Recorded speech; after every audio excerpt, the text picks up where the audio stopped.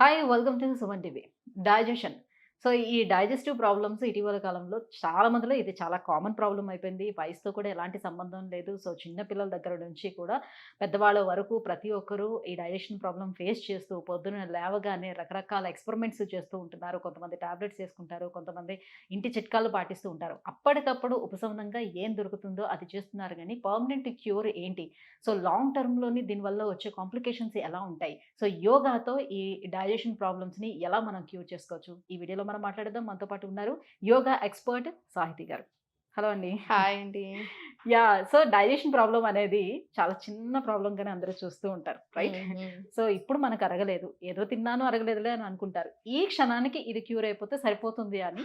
So, రోజు చూద్దామని ఎవరో ఒకరు సజెస్ట్ చేస్తే ఏవో ఒక మెడిసిన్స్ యూజ్ చేస్తూ ఉంటారు. హ్మ్. బట్ ఈ డైజెషన్ ప్రాబ్లమ్‌తో లాంగ్ టర్మ్‌లో వచ్చే కాంప్లికేషన్స్ ఏంటి? అండ్ యోగాతో దీన్ని ఎలా తగ్గించుకోవచ్చు? చాలా మంచి క్వెషన్. చాలా అందరికి చాలా ఇష్టపడే క్వెషన్ యాక్చువల్లీ ఇది.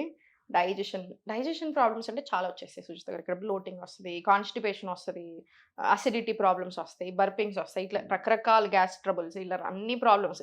మీరన్నట్టు చాలా చిన్నగా చూస్తారు. కానీ గట్ హెల్త్‌కి మనం బాగా ఎక్కువ ఇంపార్టెన్స్ ఇస్తాం. మోడర్న్ సైన్స్‌లో అయినా, ఆయుర్వేదాలో అయినా అవును. ఇక్కడే. ఇప్పుడు ఎస్పెషల్లీ యోగిక్ సైన్స్‌లో మనం మార్నింగ్ లేవగానే గంటలోపే మనకు మోషన్ క్లియర్ అయిపోవాలి. హ్మ్. గంటలోపు క్లియర్ అయిపోవాలి. హ్మ్. మీకు రోజంతా ఎన్ని సార్లు పోతున్నారు అనింది పక్కన పెట్టినా కూడా మనం లేచిన వెంటనే మనకు మోషన్ క్లియర్ అవ్వాలి. హ్మ్. అది ఒరిజినల్ పద్ధతి. అది హ్మ్. మంచి విషయం. హ్మ్. కానీ చాలామంది ఏంటంటే అసలు 2, 3 రోజులకి ఒకసారి మోషన్ ఎళ్ళడం గూడా నార్మల్ అనుకుంటున్నారు. హ్మ్. బ్లోటింగ్ నార్మల్ అనుకుంటున్నారు. హ్మ్. అసిడిటీ నార్మల్ అనుకుంటున్నారు. గ్యాస్ వస్తుంది తింటే పడట్లేదు నాకు నార్మల్ అనుకుంటున్నారు. కానీ అంటే అస్సలు ఇప్పుడు నార్మల్ ఉన్న కాదు ఇవి. డాక్టర్స్ గూడా ఏం జెప్తున్నారంటే, సో, 1 డే అవ్వట్లేదు, లేకపోతే 2 డేస్ అవ్వట్లేదు. కాన్‌స్టిపేషన్ అని వెంటనే మీరు దాన్ని డిసైడ్ చేయాల్సిన నెసెసిటీ లేదు. సో, హ్మ్. 3 డేస్‌కి ఒకసారి అయినా కూడా ఓకే అని అంటున్నారు. మరి ఎట్లా? మీరే చెప్పండి 3 డేస్‌కి ఒకసారి ఓకే అంటే మనం ఇప్పుడు డాక్టర్స్ చెప్పినప్పుడు మనం ఏమి అనలేకపోతుండొచ్చు కానీ బయటకి. మీరే చెప్పండి రోజుకొకసారన్నా ఎళ్ళకపోతే మనిషి ఎలా ఫీల్ తినేది అవుతాడు? గూడా తినేది మనకసలు మనం వంట పడదు. రోజుకొకసారి 3 రోజులకొకసారి మనం తిననప్పుడు హ్మ్. 3 రోజులకొకసారి ఎలా ఎళ్తాము? హ్మ్. 3 అదే. రోజులకొకసారి మీరు తింటున్నారా? అప్పుడు 3 రోజులకొకసారి ఎళ్ళండి. కానీ రోజు 3 పూటలు, 4 పూటలు తింటూ గ్రైండర్ ఏమో ఆగదు కింద నుంచి ఎళ్ళను అంటే కానీ ఏది రావద్దు ఎగ్జాక్ట్‌లీ. అంటే ఎలా? సో, 100% మోషన్ క్లియర్ ఉంటే ఇప్పుడు మీరు చూడండి మోషన్ సాఫ్ లేనప్పుడు వాళ్ళకి రోజంతా దాని మీదే ఉంటది దృష్టి. అవును. ఏ చాలా పని మంది సరిగ్గా ఏ పని సరిగ్గా కాన్సంట్రేట్‌గా చేయలేం. అండ్ చేయలేరు. గట్ హెల్త్ అనేది చాలా ఇంపార్టెంట్ సుజిత గారు. ఎంత ఇంపార్టెంట్ అంటే ఇప్పుడు మోడర్న్ సైన్స్ చెప్తుంది. ఈ 50, 60 ఇయర్స్ నుంచి బాగా వచ్చింది గదా! Gut health. ఇట్లా లాస్ట్ ఇంకా 10, 15 ఇయర్స్ నుంచి దీని మీద కూడా రిసర్చ్‌లు ఎక్కువే. అవును. కానీ ఆయుర్వేద గానియండి, యోగా కానియండి 5000 ఇయర్స్ నుంచి చెప్తుంది. డైజెషన్ సరిగ్గా అవ్వకపోతే మూల కారణం అంటారు. హ్మ్. 96% ఆఫ్ ద ప్రాబ్లమ్స్ డైజెషన్ సరిగ్గా లేకపోవడం వల్లే వస్తాయి. యెస్. 96-97% ఆఫ్ ద ప్రాబ్లమ్స్ ఇక్కడ మనం మాట్లాడేది. హ్మ్. సో, అట్లాంటిదంటే ప్రతి problem and gut brain axis అంటారు. మీకు మోషన్ సరిగ్గా ఎళ్ళనప్పుడు మీకసలు అరగట్లేదు తినిందేదన్నా. మీరు చూడండి మీకు మైండ్ సరిగ్గా పని చేయదు. మనకు హెడేక్స్ అవును. వస్తాయి. ఫుడ్ సరిగ్గా అరగలేదా హెడేక్స్ ఎక్కువొస్తాయి. మైగ్రేన్ ఉన్న వాళ్ళకైతే చాలా ఇంకసలు అన్‌ఈజీగా ఎక్స్‌ట్రార్డినరీ అయిపోతది. ఉంటుంది. దేని మీద చాలా అన్‌ఈజీగా కాన్సంట్రేట్ ఉంటది. జేయలేము. కాన్సంట్రేషన్ ఉండదు. స్ట్రెస్ ఎక్కువవుతది. ఆలోచన విధానం మారుతది. At the end of the day బాడీలో అన్నీ ఇంటర్‌లింక్డ్. హ్మ్. మనం ఇక్కడిది ఇక్కడే చూస్తాం. ఇక్కడిది ఇక్కడ కాదు అన్నిటి మీద ఉంటనే ఉంటది ప్రభావము. యెస్. సో, ఫ్రీ అవ్వాలి.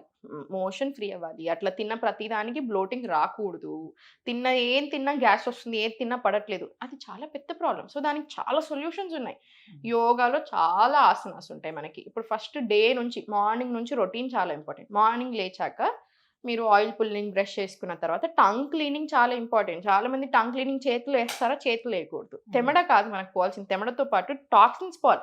టంగ్ కలర్ ఉంటది. డిస్కలరేషన్ వస్తది. వైటిష్ వస్తది. హ్మ్. హ్మ్. హ్మ్. ఎస్పెషల్లీ మనం హ్మ్. ముందు రోజు బాగా తిన్నప్పుడు ఏదైనా అంతా ఇట్లా నోట్లో వాసన వచ్చేస్తది. అవును. అందరికి పొద్దున్న లేవగానే సో, మనం టంగ్ క్లీన్ అది స్టీల్ ఆర్ కాపర్‌తోనే తీసుకోవాలి. అలా మనం టంగ్ క్లీన్ చేసిన నోట్లో అదంతా టాక్సిన్స్.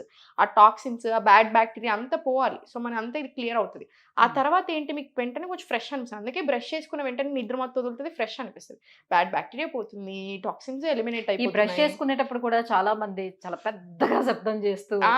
లోపల అలా పెట్టి అలా అనకూడదు. యాక్చువల్లీ మంచిగా మొత్తం అంతా అసలొక కూడా తీస్తారు అవును. కదా! ఒక పసరులాగా వస్తూ తీస్తారు. ఉంటుంది. అది అవును. వచ్చేస్తే చాలా రిలీఫ్‌గా రిలీఫ్ అనిపిస్తుంది. అనిపిస్తుంది. చాలా అది మంచిది అని ఆ! కూడా చాలా మంది చేస్తూ ఉంటారు. ఎ కానీ ఇది నాలుక మీద ఎంతవరకు? వేలేస్తారు. కానీ నాలుక మీద ఉన్నది తీసేయరు. లోపటిది ఆ! తీసేస్తారు. అదే మొన్న ఒక డాక్టర్ వీడియో చూసాను దీని మీద జోక్. ఎందుకండి ఇలా ఏసి మొత్తం ఆ! చేస్తున్నారు? మంచిది కాదు అసలు మనకి లంగ్స్‌కి కూడా అది ఇబ్బంది పెడుతున్నారు అలా చేయొద్దు అని. సో, మార్నింగ్ లేచాక ఇదంతా అయిపోయిన తర్వాత మళ్ళా ఆసనాల లేదా వజ్రాసన. మల్లాసన ఇండియన్ టాయిలెట్ పొజిషన్ ఏదైతే ఉందో సుజిత గారు యూజువల్గా మనం ఎప్పుడు ఇంతకుముందు అక్కడే కూర్చున్నాం. లాస్ట్ 10-15 ఇయర్స్ నుంచి 10 ఇయర్స్ నుంచి మారింది, కానీ అంతకుముందు అంతా ఇండియన్ టాయిలెట్లో కూర్చున్నాం. మనం ఇండియన్ టాయిలెట్లో కూర్చున్న పొజిషన్ రాగానే కూడా మనకి మోషన్ కోలన్కి చాలా చాలా మంచిది. అండ్ ఆల్సో మోషన్ ఫ్రీ అవ్వడానికి బాగా హెల్ప్ అవుతుంది. చాలా తొందర అయిపోతుంది ప్రాసెస్. అండ్ సెకండ్ వచ్చేసి ఏంటంటే, మనం మల్లాసనాలో ఇంతకుముందు కూర్చున్నాం కదా, అంటే ఇండియన్ టాయిలెట్స్లో రోజుకి 5-6 సార్లు అయినా బాత్రూమ్కి వెళ్ళే వాళ్ళం కదా టాయిలెట్ పర్పస్. సో మీరు అట్లీస్ట్ ఒక 5 నిమిషాలు కూర్చోగలుగుతున్నారు. స్పైన్ చాలా బాగా స్ట్రెంగ్తెన్ అవుతుంది. స్పైన్ స్ట్రెంగ్తెన్ అవ్వడానికి one of the main asanas ఏదైనా ఉంటే మల్లాసన వస్తుంది. రిప్రొడక్టివ్ ఆర్గన్ సైడ్ ఫ్లో చాలా బాగుంటుంది, పెల్విక్ ఆర్గన్ సైడ్ అన్ని. సో ఎలాంటి ప్రాబ్లమ్స్ రాకుండా ఉంటాయి ఆడవాళ్ళకైనా మగవాళ్ళకైనా. సో ఇన్ని రీజన్స్ ఉన్నాయి మనం ఇప్పుడు కంప్లీట్ గా ఇండియన్ టాయిలెట్స్ ని తీసి మర్చిపోయి. పడేసారు అవునా, పూర్తిగా. మనం పోయింది. సో అందుకని బికాజ్ అలా ఎక్కువసేపు కూర్చోవటం వల్ల కూడా మీకు వెరికోస్ వైన్స్ వస్తాయి. సో చాలా ఇష్యూస్ ఉంటాయి. అసలు వద్దు ఎక్కడ అని నుంచి అన్నట్టుగా. వస్తున్నాయి సుజిత గారు?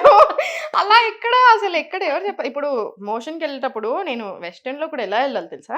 ఇప్పుడు ఫర్ ఎగ్జాంపుల్ మన వెస్టర్న్ ఉంటది కదా, కాళ్ళ కింద ఇలా స్టూల్ ఉండాలి కంపల్సరీ. మీ బాత్రూమ్స్ లో కూడా ఈవెన్ వెస్టర్న్ టాయిలెట్ లో ఉన్న కింద కంపల్సరీ స్టూల్ ఉండాలి.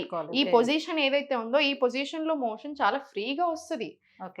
సో ఇది చాలా ఇంపార్టెంట్. అండ్ మార్నింగ్ లేచాక మల్లాసన లేదా వజ్రాసన మీరు అక్కడ చేయలేకపోతున్నారు, కూర్చోలేకపోతున్నారు ఎక్కువసేపు, కాబట్టి ఇక్కడ ప్రెసెంట్ సపరేట్ ఉండాలి. ఈ రొటీన్ ఏదైతే ఉందో మార్నింగ్ మల్లాసన లేదా వజ్రాసనలో వామ్ వాటర్ తాగుతాం చూసారా, 1 గ్లాస్ నుంచి 1 లీటర్ వరకు తాగొచ్చు. స్లోగా సిప్ బై సిప్ తాగాలి. అది చాలా చాలా మంచిది. వెంటనే క్లియర్ చేస్తుంది. కడుపు అంతా సాఫ్ అవుతుంది. ఆ తర్వాత మీకు చాలా ఆసనాస్ ఉంటాయి.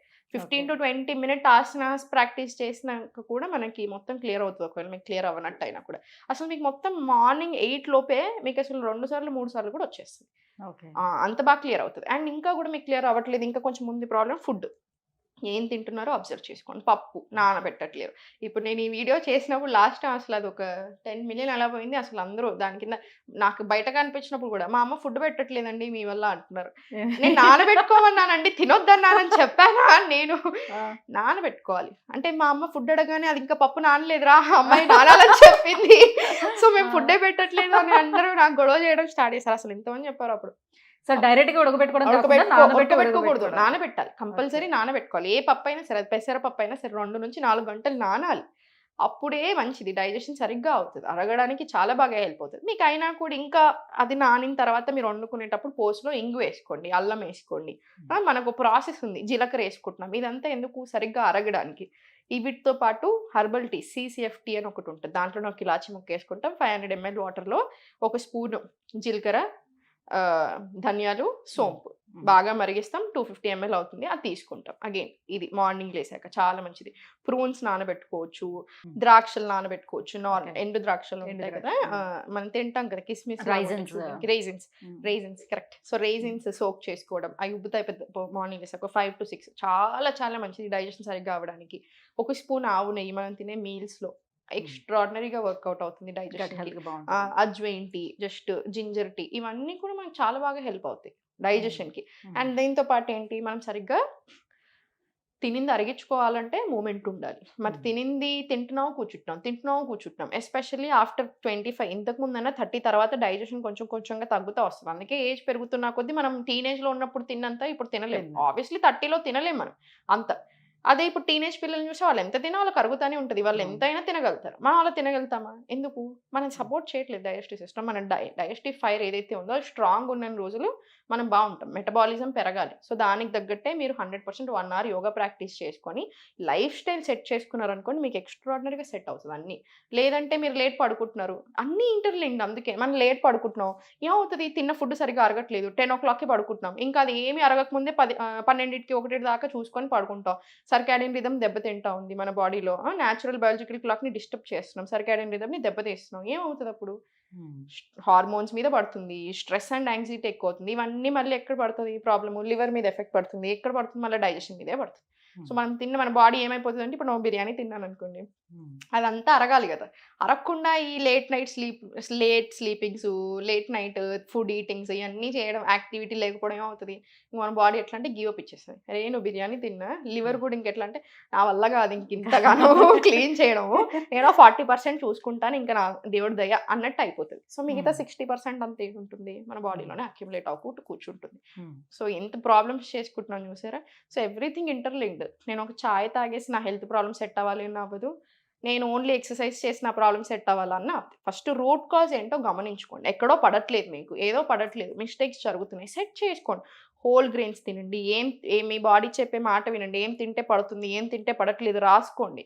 సీసీఎఫ్టీ, డైజెస్టివ్ టీస్ ఇట్లాంటివి చాలా ఉంటాయి మనం చెప్పాము. ఇవన్నీ ఫాలో చేయండి. ఫుడ్ కొంచెం మంచిగా అరిగేలాగా చేసుకోండి. సో ఏదైనా సరిపోతుంది. ఫుడ్ తీసుకున్న తర్వాత ఫ్రూట్స్ అలాంటివి తీసుకుంటే డైజెషన్ బాగా అవుతుందని కొంతమంది, తిన్న తర్వాత తీసుకోవద్దు బిఫోర్ తీసుకోండి అని కొంతమంది చెప్తూ ఉంటారు. అవును. ఏది మిత్ ఏది ఫ్యాక్ట్? రెండు రెండు తప్పే. ఎప్పుడైనా ఫ్రూట్స్ ఎలా తీసుకోవాలంటే మీల్‌కి మధ్యలో ఫ్రూట్ ఉండాలి. తిన్న వెంటనే ఫ్రూట్ ఉండకూడదు. ఫ్రూట్స్‌తో డే స్టార్ట్ చేయొద్దు. ఫ్రూట్స్‌తో ఎండ్ కాకూడదు. మనకి ఫ్రూట్స్ తినింది కరెక్ట్‌గా మన బాడీకి పడాలి అంటే మీల్‌కి మధ్యలో ఉండాలి. అంటే ఇప్పుడు మార్నింగ్ మీ బ్రేక్‌ఫాస్ట్‌కి, లంచ్‌కి మధ్యలో ఫ్రూటో, లేదా లంచ్‌కి, డిన్నర్‌కి మధ్యలో ఫ్రూట్సో అది చాలా మంచిది. మన బాడీ చాలా పడుతుంది. చాలా మంచిగా అబ్జర్వ్ చేసుకోగలుగుతుంది. స్పైక్ కూడా అవ్వదు. సో, ఈ రకంగా మనకి చూసుకుంటే చాలా మంచిది. సో, డైజెషన్ విషయానికొస్తే ఏంటి, ఇప్పుడు మీరన్నట్టు ఫ్రూట్ కాదు. మనం తిన్న వెంటనే వజ్రాసనాలో 1-2 మినిట్స్ కూర్చొని, తర్వాత ఒక 15 మినిట్స్ వాక్. మీరు ఆఫీస్‌లో ఉన్నా సరే, ఏమనంటే నేను ఆఫీస్‌లో ఉన్నాను కదండీ ఎలా అంటారు. ఆఫీస్‌లో లేచి ఒక ఫుడ్ తిన్నాక ఒక 10 నిమిషాలు అక్కడే నడవండి. ఎవరు ఆపుతారు మనల్ని? నైట్ ఒకవేళ మీకు అసలు నిజంగా కుదరట్లేదు ఆఫీస్‌లో కూర్చున్నప్పుడు. డిన్నర్ తర్వాత ఇంటికెళ్ళాక నడవండి. ఇంట్లోనే నడవండి 15 మినిట్స్. చాలా మంచిది. మీకు నిద్ర పడుతుంది. స్ట్రెస్ కంట్రోల్ అవుతుంది. డైజెషన్ మంచిగా బూస్ట్ అవుతుంది. అంటే మెటబాలిజం ఎన్ని అవర్స్ పెరుగుతుంది. చేసుకోవాల్సి ఉంటుంది యోగా పర్ డేలో? 1 అవర్ చాలు. 1 అవర్. ఓకే. 1 అవర్ చేయడానికే నేను ఇంత కష్టపెట్టాల్సి వస్తుంది. అందరిని కష్టపెడుతున్న ఫీలింగ్ వస్తుంది జనాలకి. ఫస్ట్ ఒక గంట సుజిత గారు. గంట బేసిక్. మన కోసం మనం గంట ఇచ్చుకోలేకపోతే మాత్రం నిజంగా ఎవరు ఏం సరే చేయలేరు. ఒకేసారి గంట స్పెండ్ చేయలేకపోతే మార్నింగ్ ఒక 1/2 100%. అవర్, ఈవినింగ్ ఒక 1/2 100%. అవర్ అలా బ్యాలెన్స్ చేసుకోవచ్చు. మార్నింగ్ లేచాక నేను చెప్పినట్టుగా మోషన్ క్లియర్ అయ్యేలా చూసుకొని, లేదు క్లియర్ అవ్వలేదంటే ఆసన ప్రాక్టీస్ తర్వాతనే అవుతుంది. ప్రాణాయామం పెట్టుకోండి. ఆసన ప్రాక్టీస్ ఉంటుంది. సూర్య నమస్కారాలు చేసుకోండి. రిలాక్స్. ఇది మీకు త్రూ ఔట్ ది డేకి మీకు మూడ్ స్వింగ్స్ రాకుండా చూసుకుంటది. త్రూ ఔట్ ది డేకి మీకు ఎనర్జిటిక్‌గా ఉంచుతుంది. ఫోకస్ పెంచుతుంది. అన్ని రకాలుగా హెల్ప్ చేస్తుంది. నైట్ పడుకునే ముందు బ్రీతింగ్ టెక్నిక్స్ తీసుకోండి. ఓం మంత్ర చాంటింగా, లేదా భ్రామరి ప్రాణాయామం, లేదా చాలా బ్రీతింగ్ టెక్నిక్స్ ఉంటాయి. అంతర్కుంభక యాడ్ చేసి తీసుకునేది. అంటే 5 second inhale, 2 seconds hold, 6 seconds exhale. ఇట్లాంటి బ్రీతింగ్ టెక్నిక్స్ ప్రాక్టీస్ చేసి పడుకోండి. సో, ఇక్కడ మీకు 45 మినిట్స్‌లోనే అయిపోయింది కదా! థ్యాంక్ యూ సాహితి గారు. Thank you so much. So, ఈ మధ్యకాలం అందరూ ఫేస్ చేస్తున్నటువంటి ఈ ప్రాబ్లమ్, డైజెషన్ ప్రాబ్లమ్‌కి దీనికి ఎంత మంచి సొల్యూషన్ కూడా తెలియజేసినందుకు thank you so much. Thank you.